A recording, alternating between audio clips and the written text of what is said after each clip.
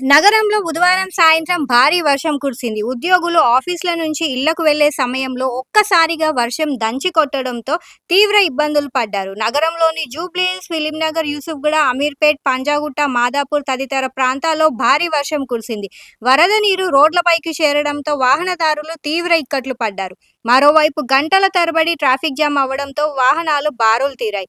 బంగాళాఖాతంలో ఉపరితల ఆవర్తన ఏర్పడడంతో తెలంగాణలోని పలు జిల్లాల్లో 3 రోజుల నుంచి 4 రోజుల పాటు వర్షాలు కురిసే అవకాశం ఉందని వాతావరణ శాఖ తెలిపింది.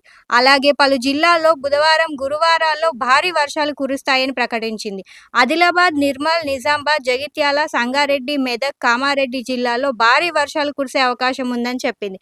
ఇలాగే మిగిలిన జిల్లాల్లోనూ తేలికపాటి నుంచి మోస్తరు వర్షాలు కురిసే అవకాశం ఉందని తెలిపింది. హైదరాబాద్, మేడ్చల్, మల్కాజ్గిరి, రంగారెడ్డి జిల్లాల్లో తేలికపాటి నుంచి మోస్తరు వర్షాలు కురిసే అవకాశం ఉందని వాతావరణ శాఖ తెలిపింది.